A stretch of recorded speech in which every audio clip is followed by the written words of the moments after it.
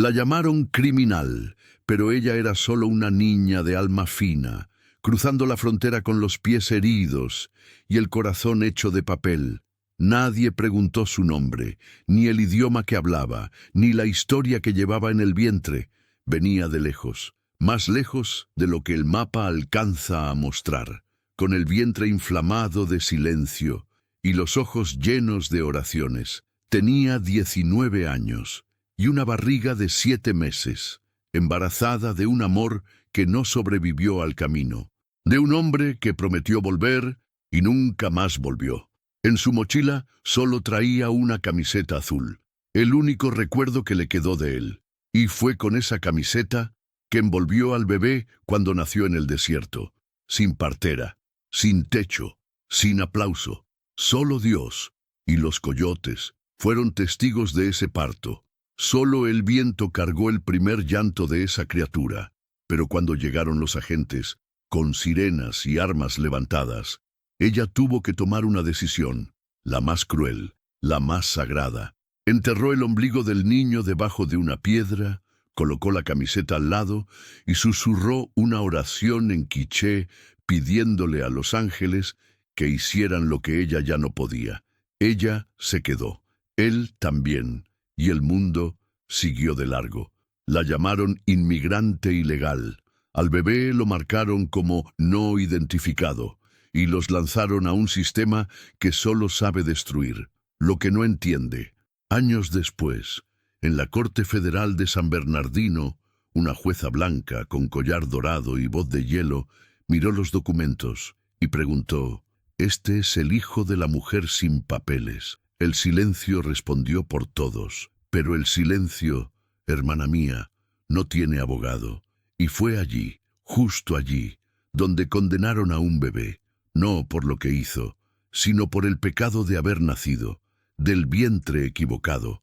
Si alguna vez te sentiste olvidada o culpable solo por tratar de sobrevivir, quédate conmigo. Esta historia no nació para ser bonita, nació para ser contada. Su nombre era Alma. No tenía apellido legal, ni documentos que la respaldaran. Lo único que llevaba consigo cuando cruzó la frontera era una mochila verde gastada, una foto de su madre envuelta en plástico y una pequeña cruz de madera atada con un hilo rojo. La cruz no era un objeto religioso para ella, era un recuerdo. Su madre la había tallado cuando Alma tenía apenas 8 años. «Si algún día te sientes perdida, agárrate a esto», le había dicho en quiché. Alma no sabía leer ni escribir bien, pero recordaba cada palabra que su madre decía como si estuviera tallada en piedra. La mochila también llevaba una botella de agua vacía, una muda de ropa interior y 2 pastillas de menta que había guardado desde que salió de Huehuetenango. Pero nada de eso la preparó para lo que vendría. A los 3 días de caminar por el desierto, Alma empezó a sangrar. No era su periodo. Era su cuerpo diciéndole que el bebé estaba por llegar. Estaba sola. Había perdido el grupo de migrantes con los que venía después de una redada cerca de Nogales. Se había escondido entre unas rocas, con el corazón latiendo tan fuerte que pensó que la patrulla fronteriza podría escucharlo. Durante el día, el sol le quemaba la piel. Por la noche, el frío le congelaba las manos. Cada contracción era un grito que no se atrevía a soltar. No podía darse el lujo de llorar. No allí, no sola. Cuando el bebé nació, lo envolvió con la camiseta azul de su padre, la única prenda que todavía olía a casa. No sabía qué hora era, ni cuánto tiempo había pasado. Solo sabía que el niño no lloraba fuerte y que eso, en su situación, era una bendición. Un bebé que llora atrae atención, y en su mundo la atención podía significar la muerte. Guardó la cruz en el pequeño bolsillo del pantalón del bebé. Lo miró, lo besó en la frente, y lo dejó escondido entre unas piedras, donde el sol no lo alcanzaba. Solo un momento, se dijo. Voy a buscar ayuda y vuelvo. Pero no volvió. 2 horas después, fue capturada por agentes de inmigración. La encontraron deshidratada, febril y sin poder hablar. Uno de ellos, un hombre alto de gafas oscuras, le preguntó si estaba sola. Alma apenas pudo asentir con la cabeza. No mencionó al bebé. No dijo nada. Tenía miedo. De ellos, del sistema, de lo que podían hacerle si sabían que había parido en el desierto. La llevaron a un centro de detención en Arizona. Le dieron agua, una manta de papel aluminio y una celda compartida con otras 8 mujeres. Nadie le preguntó si tenía hijos. Nadie notó que seguía sangrando. Nadie la vio orar en voz baja, aferrada al aire como si pudiera tocar el rostro de su hijo con los ojos cerrados. El bebé fue encontrado por una mujer del servicio de limpieza del campo de entrenamiento militar abandonado que estaba cerca del lugar. Lo llevó al hospital más cercano. Lo registraron como bebé desconocido. Aproximadamente 2 días de vida. Origen latino, posiblemente guatemalteco. No tenía nombre. No tenía madre. Solo una camiseta azul y una cruz en el bolsillo. Esa cruz fue la primera pista que lo conectaría con Alma, pero nadie la vio como prueba. Nadie preguntó por ella. Nadie la mostró en el tribunal. Pasaron 2 meses antes de que Alma pudiera hablar con un abogado. Era un hombre joven, con cara de estar siempre cansado. La escuchó por 20 minutos, tomó algunas notas y le dijo: «Intentaré lo que pueda, pero sin documentos, sin testigos, es casi imposible». Y ahí estaba, una madre sin papeles, un hijo sin nombre, una cruz sin valor. Pero todo cambió el día en que entró a la sala del tribunal y vio a la jueza. Esa mujer no solo tenía el poder de decidir su futuro, tenía algo más, algo en la mirada, como si ya hubiese decidido quién era culpable, antes siquiera de escuchar su historia. Y cuando la jueza habló, dijo algo que nadie esperaba oír en voz alta. La sala estaba llena, pero el silencio pesaba más que la presencia de todos esos cuerpos. Había funcionarios, abogados, policías migratorios, una intérprete sentada en la esquina, con el rostro cansado y las manos entrelazadas, y Alma, vestida con un uniforme beige, las muñecas marcadas por las esposas, el vientre todavía flaco de posparto, el alma más flaca todavía. Frente a ella, la jueza no levantó la mirada cuando entró. Siguió revisando unos papeles durante un par de minutos eternos. Luego, soltó un suspiro leve, como si estuviera harta antes de empezar. Harta de verlas, harta de escucharlas, harta de que existieran. Alma no entendía el inglés legal, solo reconocía algunas palabras, border, baby, illegal, mother, pero entendía perfectamente el tono. Lo mismo había escuchado en Guatemala cuando pedía trabajo y le decían que era muy oscura para estar en la tienda. Lo mismo en Tapachula, cuando dormía en la terminal de buses y le arrojaban botellas vacías desde las camionetas. Lo mismo aquí, ahora. La jueza levantó la cabeza. Era una mujer blanca, con labios tensos, peinada con fuerza hacia atrás. Tenía la expresión de alguien que jamás ha tenido que mendigar nada. Miró a Alma, y entonces lo dijo. «Estas mujeres siempre huyen de sus responsabilidades». No lo gritó. Lo dijo como quien afirma que el agua es mojada, como si fuera una verdad universal, como si no hubiera nada que discutir. La intérprete titubeó, bajó los ojos y repitió la frase en español. «Estas mujeres siempre huyen de sus responsabilidades». Alma no reaccionó, no por falta de rabia, sino porque ya no le quedaban fuerzas ni para enojarse. Solo se quedó mirando un punto fijo en el suelo, deseando que lo que llevaba dentro no se rompiera por completo. El abogado defensor levantó la mano. Dijo algo en inglés que Alma no comprendió. Mencionó la falta de antecedentes, la condición de salud, el trauma del parto. La jueza solo asintió con indiferencia y volvió a mirar el expediente. No tiene papeles, no tiene trabajo, no tiene pruebas, no tiene derecho a la custodia del niño. Así quedó escrito en el acta que el Estado, por falta de identidad, asumiría la protección del bebé, que se abriría un proceso de adopción en caso de no encontrar familiares biológicos, que la madre sería trasladada a un centro de detención permanente en el sur de Texas. La audiencia duró menos de 40 minutos. No hubo espacio para contar la historia, no hubo preguntas, solo veredictos y una mujer rota, caminando de regreso al pasillo de concreto. En la celda esa noche, Alma no durmió.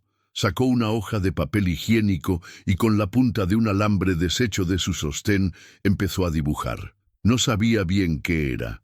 Algo entre una cruz, una piedra y el rostro de su hijo. Mientras otras mujeres dormían o lloraban, ella solo trazaba líneas, como si eso fuera lo único que le quedaba para no desaparecer. Afuera, en otro lugar, el niño, al que llamaban Joshua en el hospital, dormía en una cuna blanca, bajo el cuidado de una enfermera que no sabía su historia.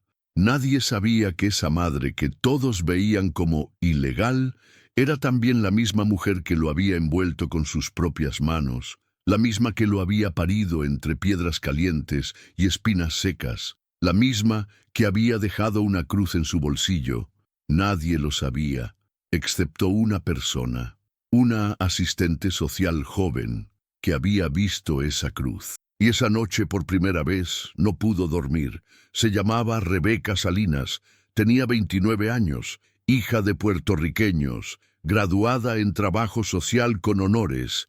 Trabajaba para el Departamento de Servicios de Protección Infantil desde hacía 3 años. Era una de las pocas empleadas bilingües en su oficina y una de las aún menos que entendía lo que significaba tener una madre con miedo de contestar el teléfono. Cuando le asignaron el caso del bebé encontrado en el campo, pensó que era uno más, un abandono, otro número en la lista, pero algo la hizo detenerse. La camiseta azul. Tenía olor a sudor seco y polvo del desierto, pero lo que más la sorprendió fue lo que encontró en el bolsillo del pantalón diminuto del niño, una pequeña cruz de madera atada con hilo rojo. No era el tipo de accesorio que se compra en una tienda. Tenía marcas torpes, como talladas a mano, y en la parte trasera, apenas visible, había algo escrito, una palabra, o tal vez un nombre, en un idioma que ella no reconocía. Rebeca tomó una foto y la guardó en su celular. Quería investigarlo, pero ese día tenía 5 casos más. Lo pensó, lo dudó. Al final no dijo nada. El protocolo era claro. Objetos encontrados con el menor debían ser entregados a supervisión. Pero a veces, y solo a veces, cosas así desaparecían en los informes. Nadie preguntó por la cruz. Nadie hizo conexión con ninguna madre desaparecida. El sistema era demasiado grande y las historias demasiado pequeñas.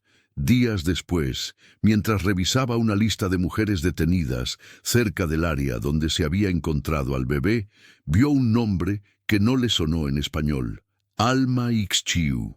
Era guatemalteca, sin papeles, sin familiares localizables. Había sido arrestada cerca del campo militar abandonado. Rebeca sintió un golpe en el pecho, una punzada, algo que no sabía si era intuición o culpa. Pensó en hacer algo, hablar con su supervisor, iniciar una verificación cruzada, pero no lo hizo. En el mundo donde trabajaba, hacer preguntas podía costarte el puesto. Y ella tenía préstamos estudiantiles, un apartamento compartido y una madre enferma que dependía de su seguro médico. Así que esa noche Rebeca llegó a casa, puso el celular sobre la mesa y se sirvió una copa de vino. Abrió la galería de fotos y miró de nuevo la cruz de hilo rojo. Se preguntó quién la había tallado, cuántas manos la habrían tocado antes de llegar a las suyas, y qué pasaría si simplemente se quedaba callada. Pasaron semanas. Al bebé lo trasladaron a una casa de acogida en El Paso. Lo registraron oficialmente con el nombre Joshua Ángel, por sugerencia del hospital. Tenía buen peso, buenos signos vitales y una sonrisa que desarmaba hasta al pediatra más serio. Era un caso exitoso. El tipo de niño que una pareja blanca con recursos adoptaría sin pensarlo 2 veces. Y Alma seguía encerrada. Rebeca intentaba olvidarse, pero cada vez que archivaba otro caso, la cruz volvía a su mente como una espina, hasta que un día, durante una ronda de rutina, la escuchó. Una voz bajita, en quiché. Una mujer de rostro consumido hablaba bajito en una celda, sosteniendo un trozo de papel higiénico con un dibujo. Una mujer que no sabía inglés, que no sabía escribir, pero que repetía una y otra vez la misma palabra: Joshua. Rebeca sintió que el mundo se detenía por un instante. No dijo nada, solo observó desde la puerta y entendió. Esa era la madre, ella lo sabía, y en ese momento también supo que si no hacía algo, iba a tener que cargar con ese silencio por el resto de su vida. Rebeca tardó 3 días en reunir el valor para decirlo en voz alta. Lo primero que hizo fue escribir un correo sin destinatario, solo para organizar las ideas. Quería entender si estaba viendo señales que no existían, o si, de verdad, había una madre injustamente separada de su hijo.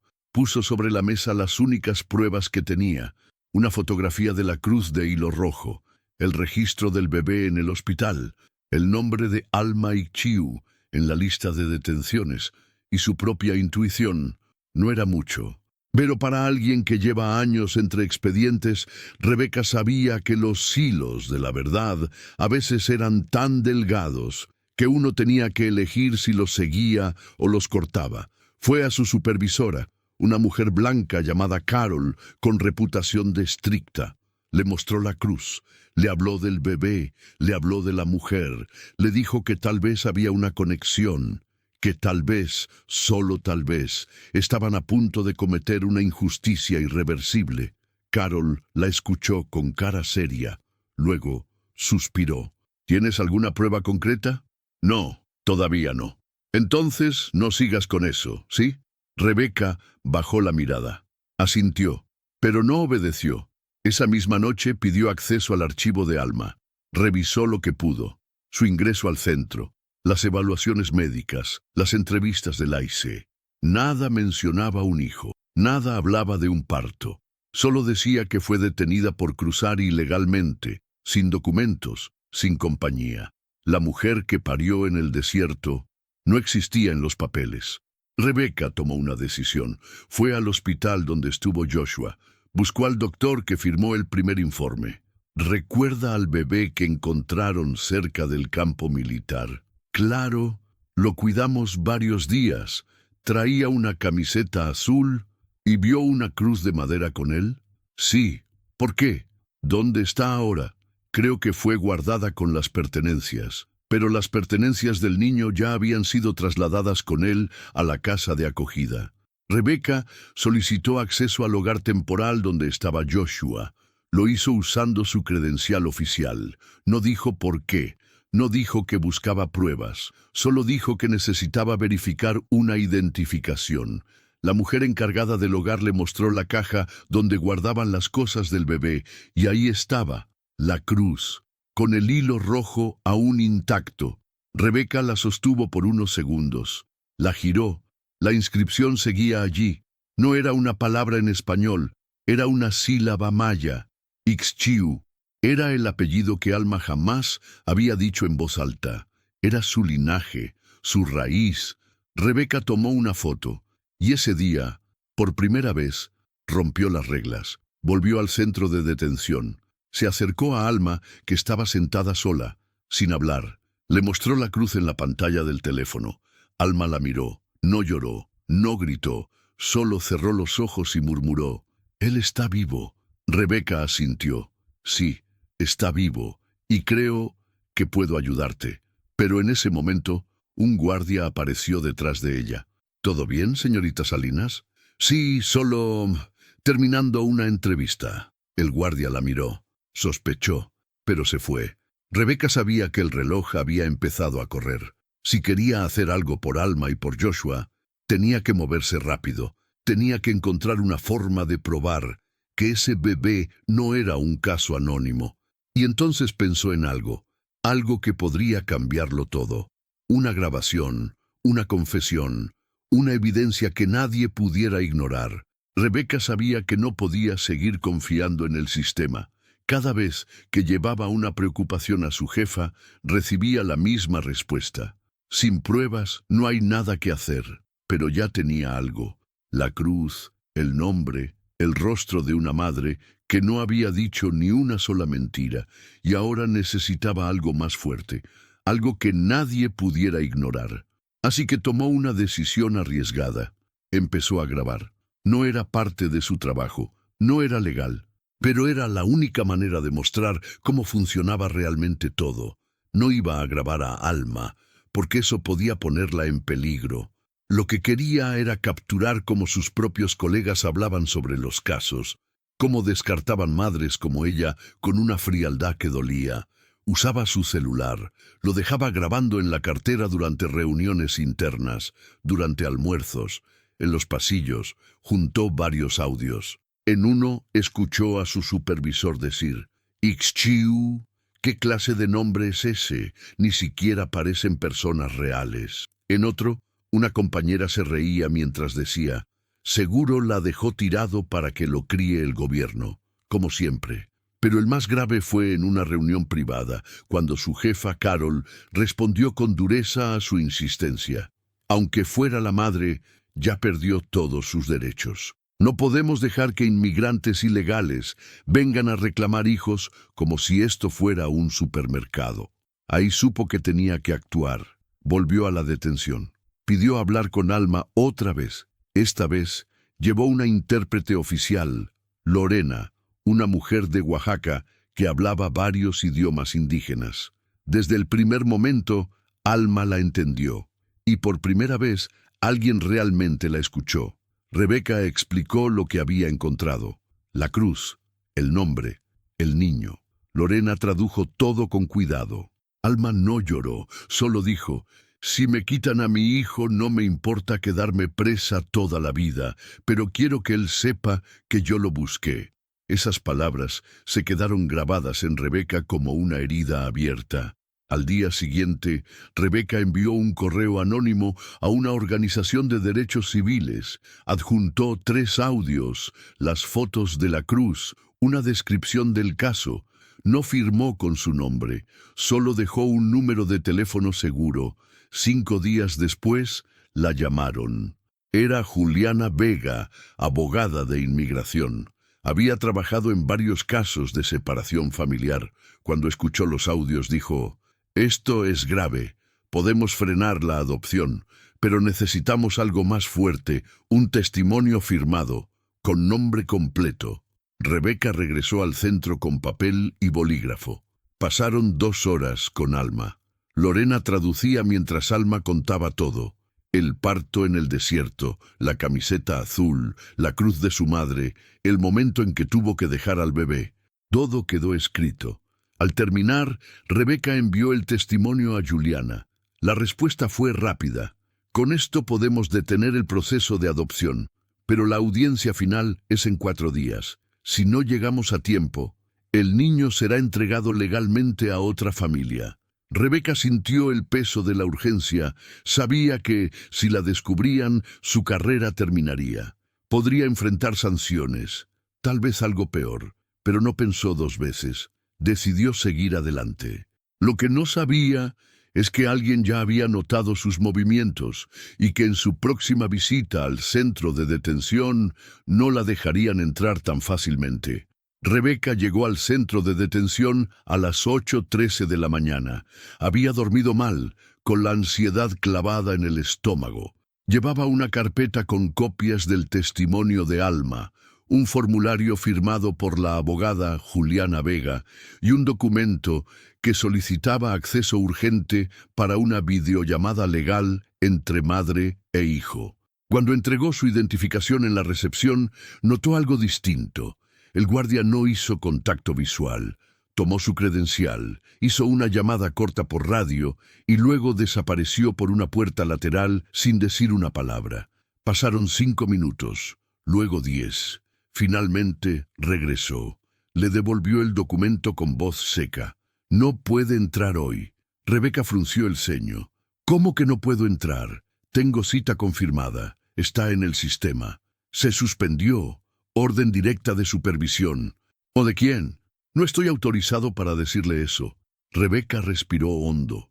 No quería perder el control, pero sabía lo que eso significaba. Alguien la había bloqueado. Alguien sabía lo que estaba intentando hacer, y ese alguien tenía poder. Salió del edificio sin decir una palabra. En el estacionamiento, llamó a Juliana. No me dejaron entrar. ¿Te dijeron por qué? Nada claro, pero fue una orden desde arriba. Juliana respondió sin pausa. Entonces ahora es más urgente. Vamos a presentar una moción de emergencia en la corte. Esa misma tarde, la abogada presentó una demanda contra el Departamento de Servicios de Protección Infantil, contra el centro de detención y contra la jueza del caso de Alma, solicitando una suspensión inmediata del proceso de adopción hasta que se revisara la evidencia. Pero la Corte respondió con algo que ninguna de las dos esperaba: una notificación de citación para Rebeca Salinas. Querían saber por qué una funcionaria estatal había intervenido en un caso federal sin autorización formal. Querían saber cómo había obtenido ciertos documentos. Querían saber si había violado protocolos internos y, lo más grave, si había influenciado a una detenida. Rebeca se sentó frente a su computadora esa noche con las manos temblando. Sabía que estaba siendo usada como ejemplo. Sabia que se perdesse a proteção da ONG e da advogada, poderia não só ser demitida, mas processada por má conduta. Ela passou horas pensando se valia a pena continuar. Poderia fechar os olhos, voltar ao trabalho, deixar Joshua ser adotado e esquecer tudo. Mas então recebeu uma mensagem, um número desconhecido, uma gravação de voz. Era Alma, com a voz fraca, mas clara. Diga-lhe a mi hijo que lo amo, que não me fui, que estou aqui. Rebeca ouviu aquilo sozinha, no escuro, e soube que já não tinha mais escolha. No dia seguinte, ela apareceu na audiência, entrou na sala, entregou os documentos à juíza, entregou os áudios, entregou tudo, e com a voz firme, disse em público o que ninguém queria ouvir. Ese niño fue separado de su madre injustamente, y si este sistema no quiere escucharlo, yo sí lo voy a gritar. Na sala, silêncio. Mas do lado de fora, alguém estava prestando atenção, porque naquela mesma noite, uma carta anônima foi deixada na casa da juíza, e o que havia dentro não era uma ameaça, era uma foto, uma cruz, e uma pergunta escrita à mão. E se fuera su nieto? La jueza se llamaba Margaret Holloway. Tenía 62 años, 2 hijos adultos, un nieto recién nacido y una reputación firme. Decisiones duras, pocos recursos otorgados y tolerancia cero con personas sin documentos. Siempre repetía lo mismo: la ley no tiene emociones. Decía que no juzgaba personas, sino hechos, que su trabajo no era tener compasión, sino hacer cumplir la ley. Pero cuando esa mañana encontró un sobre blanco sin remitente sobre su escritorio, algo en ella se detuvo. Lo abrió sin apuro. Dentro había una sola fotografía, una pequeña cruz de madera atada con hilo rojo, y al reverso, escrito a mano, una pregunta: ¿y si fuera su nieto? No dijo nada. No reaccionó frente a su secretaria, pero canceló todas las reuniones del día, cerró la puerta de su despacho y pidió el expediente completo de Alma Ixchiu. Por primera vez, lo leyó con atención real. Vio el informe médico que hablaba de sangrado y fiebre al momento de su detención. Notó la fecha del hallazgo del bebé, apenas 48 horas después. Leyó las declaraciones traducidas del idioma quiché. Vio la foto de la cruz, la misma que acababa de recibir. Y por primera vez en años, dudó. Esa misma tarde convocó una audiencia extraordinaria. No usó términos emocionales. En el comunicado dijo que era una revisión de procedimiento ante información reciente. Pero quienes conocían su estilo entendieron que algo importante había pasado. Rebeca fue citada, Juliana Vega, la abogada, también, y Alma fue trasladada desde la detención, esposada, con la mirada fija en el suelo. La sala estaba llena, no por interés público, sino por vigilancia. Había representantes del ICE, funcionarios de migración, asistentes legales del Estado. Todos sabían que lo que ocurriera ahí podía sentar precedente. La jueza entró sin decir palabra. No llevaba sus habituales gafas negras. Se sentó, Abrió el expediente y pidió que se iniciara el testimonio de la testigo civil. Rebeca se levantó. Temblaba, pero su voz no se quebró. Durante casi 20 minutos explicó todo. La cruz encontrada con el bebé, la conexión con el apellido Ichiu, las grabaciones internas que mostraban negligencia, la negativa de su jefa a investigar y el testimonio completo firmado por Alma. Juliana presentó copias certificadas de todo. Adjuntó una solicitud para realizar una prueba de ADN de forma urgente y suspender el proceso de adopción. La jueza escuchó sin interrupciones. Después se dirigió directamente a Alma. «Señora Ichiu, ¿quiere decir algo?» Alma no respondió de inmediato. Miró a la intérprete. Cerró los ojos un segundo. Luego dijo en voz baja: «No quiero que me devuelvan nada. Solo quiero que mi hijo sepa que yo no lo abandoné, que lo dejé porque no tenía opción, que he esperado todos estos días para volver a abrazarlo, aunque sea una sola vez». La intérprete repitió sus palabras. La sala se mantuvo en completo silencio. La jueza bajó la cabeza, cerró el expediente y dijo: «Este tribunal reconoce la existencia de elementos que podrían indicar vínculo materno con el menor identificado como Joshua Ángel.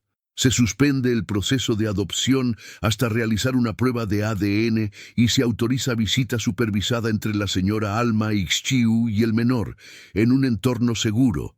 Nadie habló, nadie aplaudió, pero en el rostro de Alma algo se quebró.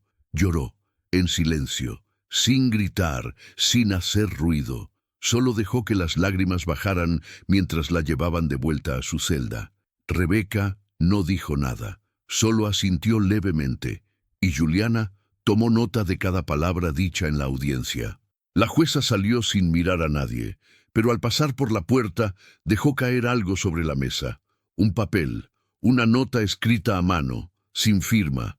A veces el silencio protege, otras veces mata. Hoy decidí hablar.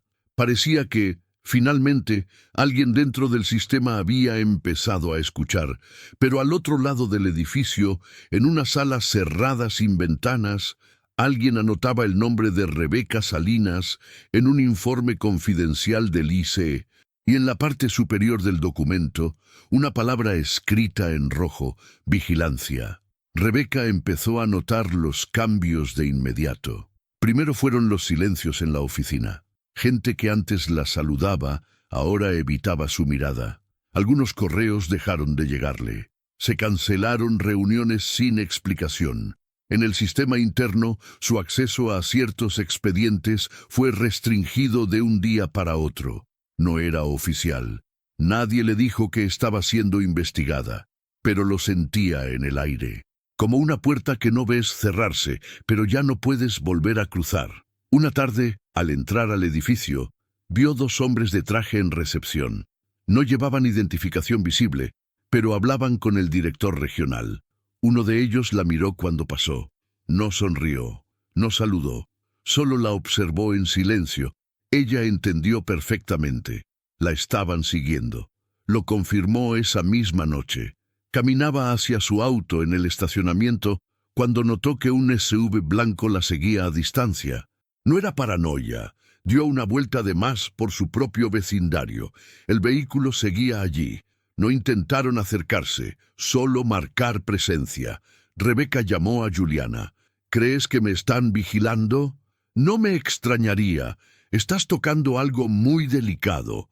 Pero si te hacen algo, respondemos con todo, te lo juro». Juliana le ofreció cambiarla de ubicación, presentarla como denunciante oficial bajo protección de testigos. Rebeca dudó. Aún no quería esconderse, pero entendía que ya no era solo una funcionaria incómoda.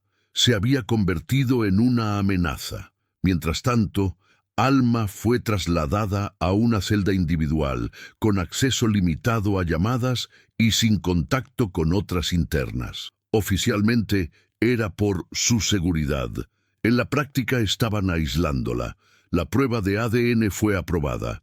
Rebeca acompañó el proceso en silencio desde la sala de observación. Joshua llegó dormido. en brazos de una trabajadora social nueva que no sabía nada del caso.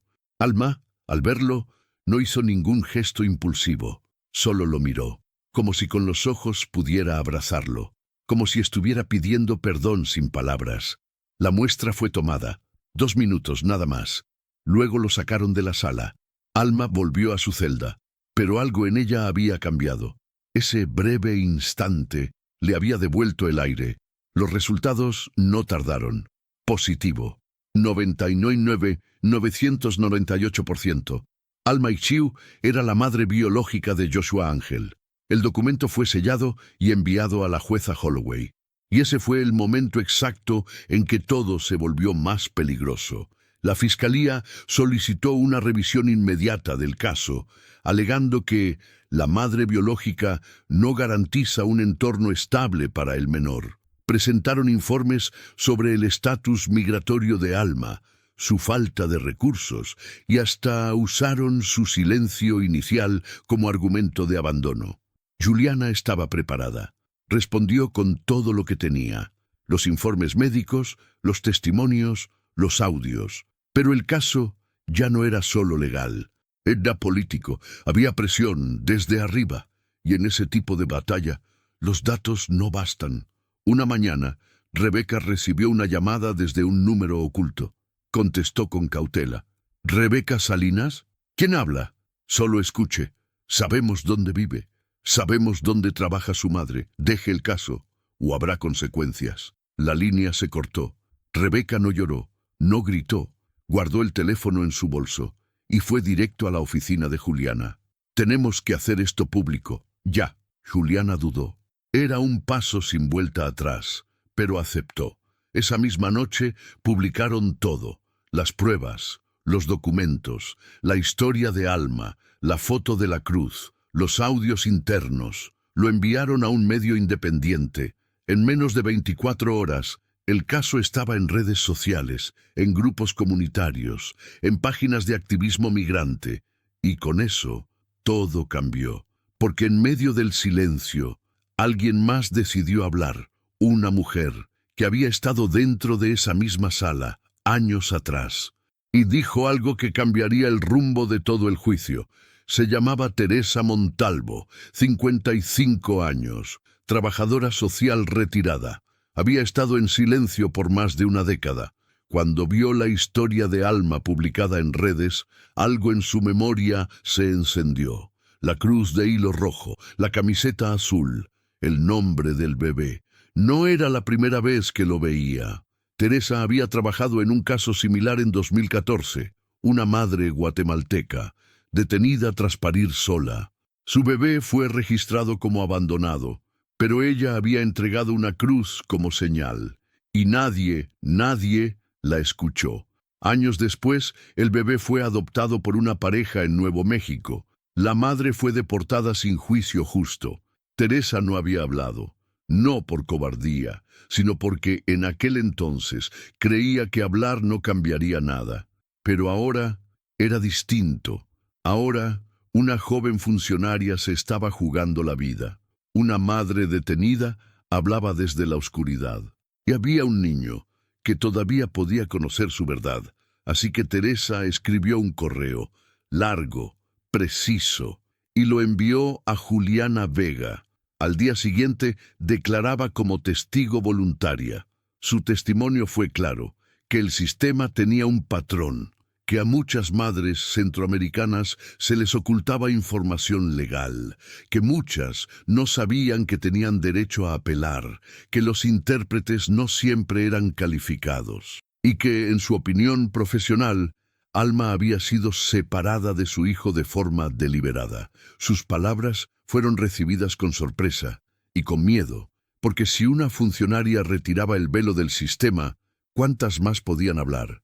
En paralelo, el caso estallaba en la prensa independiente, no en los grandes canales, pero sí en los medios que las comunidades escuchaban. Alma empezó a recibir cartas en el centro, cartas de mujeres que habían pasado por lo mismo, cartas de hombres que pedían perdón en nombre de un sistema que no sabían cómo detener. Y entre todo eso, una carta llegó sin remitente, solo una frase en mayúsculas, escrita a mano. Te estoy buscando, no voy a parar. Era de Joshua, o eso creyó ella, porque aunque el niño no sabía escribir, había alguien más que sí, una trabajadora de la casa hogar, que todos pensaban que no sabía nada, pero que llevaba meses esperando el momento exacto para actuar. Y esa noche tomó una decisión que nadie esperaba. Mariana Gómez tenía 32 años.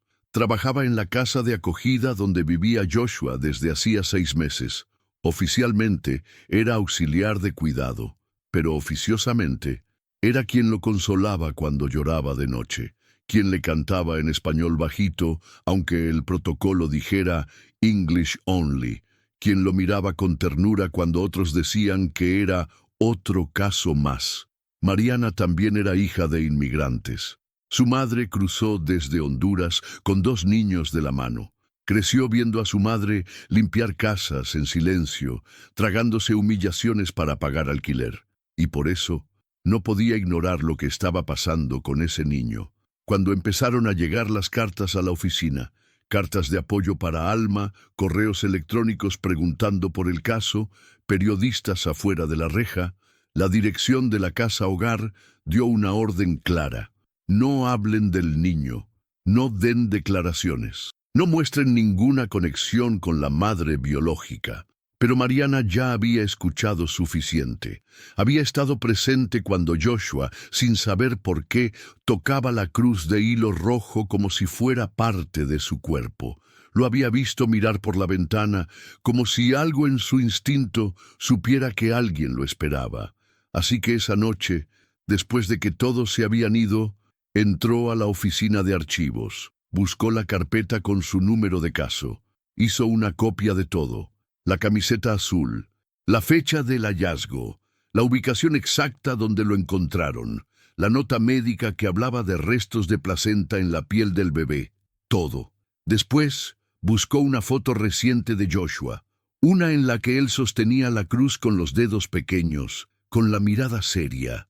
La imprimió y la envió por correo a la dirección que aparecía en la denuncia pública presentada por Juliana Vega. No dejó nombre. No pidió nada a cambio, solo escribió, él la recuerda, aunque no sepa cómo, no dejen que se lo lleven. 2 días después, Rebeca recibió el sobre en su buzón. Cuando lo abrió, supo que tenía la prueba que necesitaba para derrumbar cualquier intento del Estado de seguir negando la conexión. Llamó a Juliana de inmediato, y la abogada no perdió tiempo. Presentó el documento como prueba emocional y circunstancial de vínculo afectivo directo entre el menor y su madre biológica. La fiscalía intentó bloquearlo. Dijeron que no era evidencia legal, pero la jueza Holloway lo permitió. Al ver la foto, algo en la sala se quebró. Joshua, de pie, con la cruz en la mano, mirando directo a la cámara, sin miedo. Fue la primera vez en todo el juicio que la jueza se quedó sin palabras. Suspiró, cerró la carpeta y anunció que tomaría una decisión final en 48 horas. Pero esa noche, alguien más recibió una copia de esa misma foto. Alguien en Washington, que no quería que este caso se hiciera ejemplo y que tenía poder suficiente para bloquear toda la decisión con una sola llamada. La jueza Margaret Holloway llegó a su despacho temprano aquella mañana. Sabía que el reloj político estaba corriendo. Los medios alternativos hablaban del caso. Grupos de derechos humanos pedían su renuncia. Y una decisión equivocada podía costarle mucho más que su cargo. A las 8:41 a.m. sonó el teléfono de línea directa. Una llamada sin identificación. Solo un tono firme, repetido 3 veces. Respondió. La voz al otro lado era masculina, segura, sin pausas. Jueza Holloway, le hablo desde la oficina federal. Quiero que entienda que el caso Ixchiu ya no es un tema local. Me está dando una orden. Le estoy recordando que esta mujer es una inmigrante ilegal, que su permanencia en territorio estadounidense es una violación, y que si usted la presenta como víctima, está sentando precedente, uno muy peligroso. Silencio. Le sugiero que piense en el futuro de su carrera. La línea se cortó. La jueza se quedó mirando el auricular por un largo rato. Ya no era solo una decisión judicial, era una elección entre obedecer o hacer lo correcto. Mientras tanto, en el centro de detención, Alma no sabía nada de esa llamada. Estaba sentada en el pequeño banco de concreto de su celda. No había dormido. Había rezado toda la noche, en voz baja, en quiché. Rebeca también estaba en vela. Se había instalado en la oficina de Juliana para trabajar a distancia. No quería volver a casa. Seguía recibiendo mensajes anónimos, amenazas sutiles. Sabemos dónde vives. Deja esto, todavía estás a tiempo, pero ya no había vuelta atrás. Ese mismo día, Juliana presentó una última moción ante el tribunal, una petición de protección temporal para Alma, basada en la Convención sobre los Derechos del Niño, argumentando que la separación era una forma de violencia estatal. La jueza la recibió, pero no dijo si la aceptaría. Dijo que comunicaría su decisión al día siguiente, a las 10:00 a.m., en audiencia abierta. Esa noche, todos los involucrados durmieron poco. Los defensores temían una traición legal. La fiscalía estaba confiada, y Alma solo quería una cosa: ver a su hijo sin escoltas, sin vidrio, sin miedo. A las 9:58 de la mañana siguiente, la sala estaba llena. Rebeca, Juliana, periodistas, funcionarios del ICE, trabajadores sociales. Mariana no estaba allí, pero había enviado una carta sellada con su testimonio. La jueza entró en punto. No llevaba toga, solo un traje gris claro y una carpeta en la mano. Miró a Alma por un largo instante y dijo: «Este tribunal reconoce que ha existido una violación a los derechos fundamentales de la señora Alma Xu y de su hijo menor. Se suspende de manera indefinida el proceso de adopción. Se autoriza el inicio de trámites de reunificación». Un murmullo recorrió la sala, pero la jueza no terminó ahí. Sacó una hoja adicional. Era una denuncia formal contra la Oficina de Servicios de Protección Infantil y el Centro de Detención por ocultamiento de pruebas y negligencia procesal. Y además, este tribunal recomienda al Departamento de Justicia investigar las prácticas sistemáticas de separación familiar que han sido toleradas bajo la excusa de legalidad. La sala quedó en silencio total. Por primera vez, Alma levantó la cabeza con dignidad. Juliana le tomó la mano. Rebeca cerró los ojos, respiró. Parecía que todo había terminado, pero cuando salieron del tribunal, una patrulla del ICE las estaba esperando, y el agente a cargo tenía una orden en la mano, una orden de deportación, firmada hacía 3 días, antes del fallo. La orden era clara: deportación inmediata, sin audiencia, sin apelación, sin derecho a despedida. Alma fue esposada frente al tribunal, rodeada de cámaras, periodistas y abogados que no entendían cómo algo así era posible después del fallo. Juliana gritó, exigió hablar con la jueza, presentó el documento de suspensión del proceso de adopción, pero el agente del ICE respondió sin emoción: «Esto es otro procedimiento. No tiene relación con el caso del menor. Es una orden activa desde la semana pasada. Solo estamos cumpliendo instrucciones». La subieron a una camioneta blanca sin permitirle tocar a nadie. Rebeca corrió detrás del vehículo, golpeó la ventanilla trasera con la mano, gritó el nombre de Alma, pero ya era tarde. La llevaron al Aeropuerto Federal de San Diego. En el sistema figuraba como extranjera sin identificación válida. El mismo país que la había silenciado ahora la llamaba invisible. Juliana movió todos los hilos legales que tenía.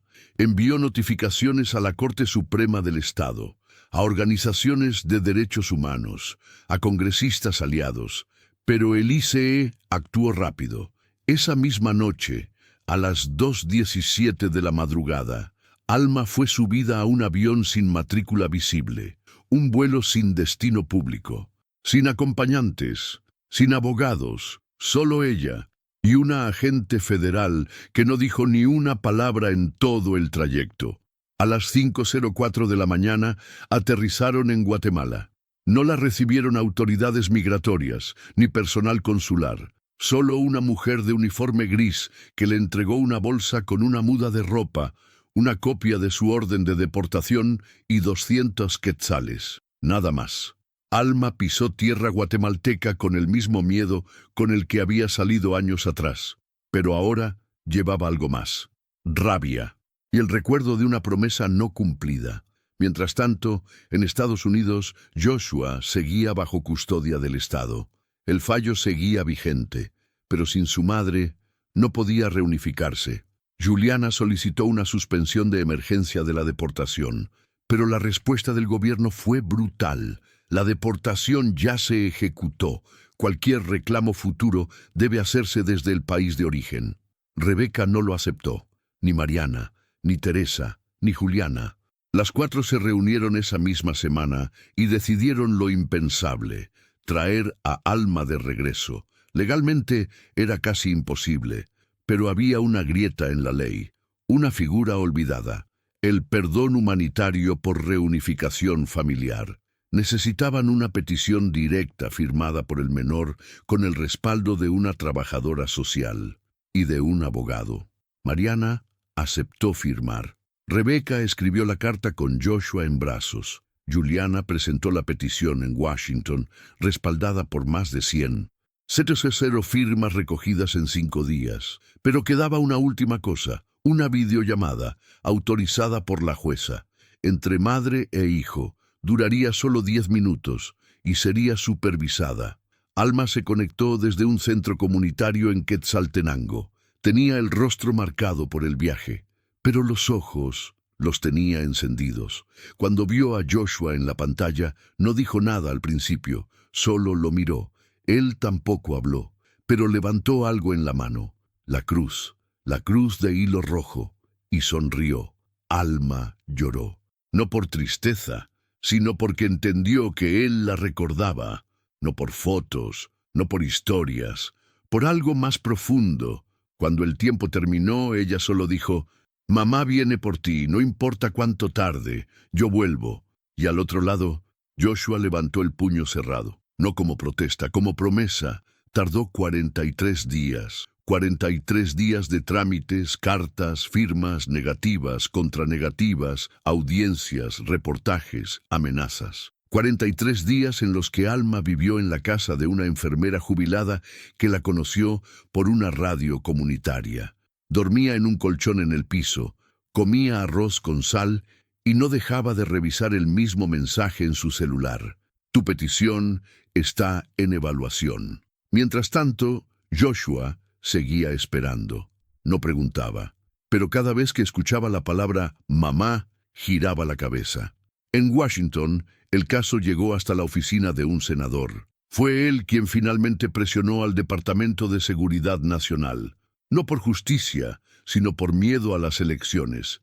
Y así, un martes por la mañana, llegó la notificación oficial: autorización temporal de ingreso por razones humanitarias. Alma Ixchiu tenía permiso para regresar, solo por 90 días, solo para completar el proceso legal, pero era suficiente. Rebeca viajó con Juliana a recogerla al aeropuerto. Mariana preparó a Joshua, le explicó todo con cuidado. No sabía si él lo entendería, pero el niño escuchó en silencio, apretando la cruz con fuerza entre los dedos. El reencuentro no fue en un lugar bonito, no hubo prensa, no hubo discursos. Fue en una sala blanca del Departamento de Servicios de Familia. Sillas de plástico, una cámara de seguridad, una trabajadora del Estado tomando notas, pero nada de eso importó. Cuando Alma entró, Joshua la miró durante 5 segundos y después corrió hacia ella. Se lanzó a sus brazos como si nunca la hubiera soltado, como si su cuerpo todavía recordara ese calor, como si el tiempo no hubiera pasado. Alma lo abrazó sin soltarlo, le habló en quiché, le besó el cabello y lloró. Lloró como una madre que no llora por tristeza, lloraba por sobrevivir. Juliana firmó los papeles. Mariana firmó el informe de reunificación positiva. Rebeca se quedó atrás, en silencio. No necesitaba decir nada. Había cumplido. Esa misma semana, el Estado retiró oficialmente el proceso de adopción. Joshua volvió con su madre. En una pequeña habitación alquilada por donaciones en un barrio humilde de El Paso, los dos empezaron de nuevo.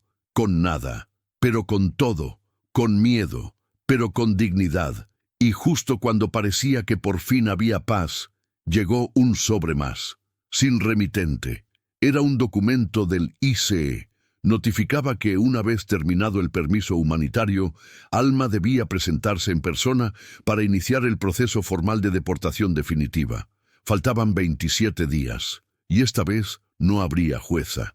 No habría abogado del Estado, solo ella, y una oficina gris, pero Alma ya no era la misma. Y cuando leyó esa carta, no tembló, solo la dobló, la guardó en la Biblia que dormía al lado de la cama. Y se sentó a escribir una carta para su hijo, por si la volvían a arrancar de su lado. La carta era corta. Alma no tenía estudios, no sabía usar puntos ni comas, pero cada palabra estaba cargada de vida. Si un día no me ves, no pienses que me fui. Piensa que me están obligando a esconderme otra vez, pero donde tú estés, yo estoy. La escribió en una hoja blanca doblada en 4. La metió en un sobre y la guardó en la mochila de Joshua, al lado de la cruz. Pasaban los días. Cada mañana, Alma lo llevaba a una escuelita comunitaria. Cada tarde, buscaba trabajo, limpiando casas, lavando platos, arreglando ropa vieja. Sabía que el permiso expiraba en silencio. Nadie tocaba el tema, pero el calendario seguía avanzando. Cuando llegó el día número 90, no durmió. Al amanecer, preparó arroz con huevo y dejó a Joshua con Mariana. Tomó su carpeta con documentos, la Biblia, la carta de Juliana, y se fue sola a la oficina del ICE.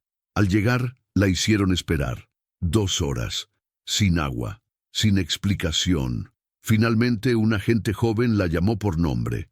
La condujo a una sala sin ventanas. Puso una carpeta sobre la mesa. «Señora Ixchiu, ¿usted sabe por qué está aquí?» Alma no respondió. El permiso humanitario expiró.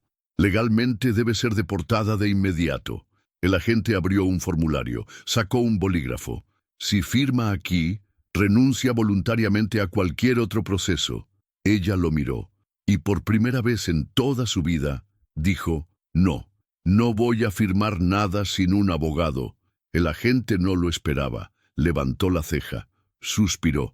Si no firma, el caso pasa a revisión, pero le advierto, puede quedar detenida.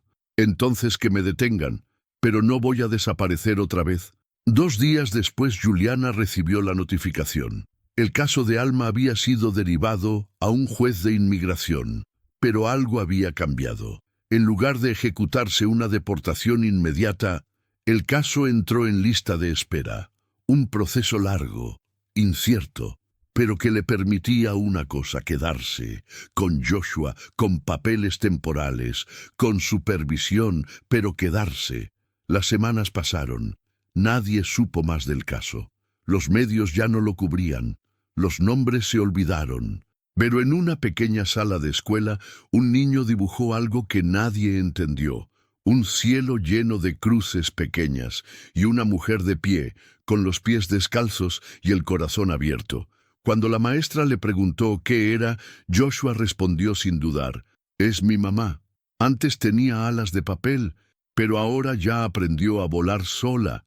La encerraron pensando que el encierro rompería su voz. La separaron creyendo que el amor no sobrevive a los muros, pero su historia encontró otro camino. Voló por los cielos de papel hasta tocar corazones como el tuyo. Si esta historia tocó algo dentro de ti, deja un comentario, compártela con quien necesita escucharla, porque hay verdades que no se gritan, se susurran, hasta que el mundo entero empieza a escuchar.